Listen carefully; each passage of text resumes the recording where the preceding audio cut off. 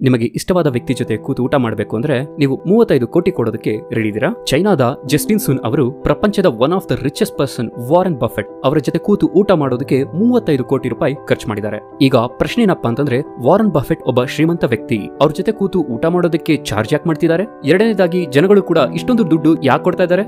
Warren Buffett ಅವರ bank balance ಎಷ್ಟು ದೊಡ್ಡದಾಗಿದೆಯೋ ಅಷ್ಟೇ ದೊಡ್ಡದು ಅವರ ಮನಸ್ಸು ಕೂಡ. ವಾರನ್ ಬಫೆಟ್ ಅವರು ಒಂದು NGO ಕಂಪನಿ ಜೊತೆ ಟೈ ಅಪ್ ಮಾಡ್ಕೊಂಡಿದ್ದಾರೆ.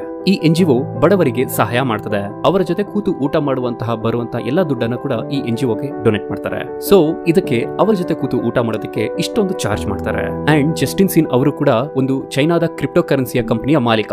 ಈಗ ವಾರನ್ ಬಫೆಟ್ ಕೂಡ ತುಂಬಾ ದೊಡ್ಡ ವ್ಯಕ್ತಿ. ಅವರ ಟೈಮ್ ಅಂತೂ ಅಷ್ಟು ಸುಲಭವಾಗಿ ಸಿಗೋದಿಲ್ಲ. ಸೊ ಜಸ್ಟಿನ್ ಸೂನ್ ಅಂತಹ ದೊಡ್ಡ ಬಿಸ್ನೆಸ್ ಮ್ಯಾನ್ ಗಳಿಗೆ ಯಾವ ಬುಕ್ ನಲ್ಲೂ ಸಿಗದಿರುವಂತಹ ಬಿಸ್ನೆಸ್ ನಾಲೆಜ್ ಬಗ್ಗೆ ತಿಳ್ಕೊಳ್ಳೋದಕ್ಕೆ ಮತ್ತು ಅವರ ಬಿಸ್ನೆಸ್ ಅನುಭವವನ್ನು ತಿಳಿದುಕೊಳ್ಳೋದಕ್ಕೆ ಇದು ಒಂದು ಒಳ್ಳೆ ಅವಕಾಶ. ನೀವು ಇಷ್ಟು ದುಡ್ಡು ಖರ್ಚು ಮಾಡಿ ಯಾರ ಜೊತೆ ಊಟಕ್ಕೆ ಹೋಗ್ಬೇಕು ಅಂತ ನೀವು ಇಷ್ಟಪಡ್ತೀರಾ? ಕಮೆಂಟ್ ಬಾಕ್ಸ್ ಅಲ್ಲಿ ತಿಳಿಸಿ.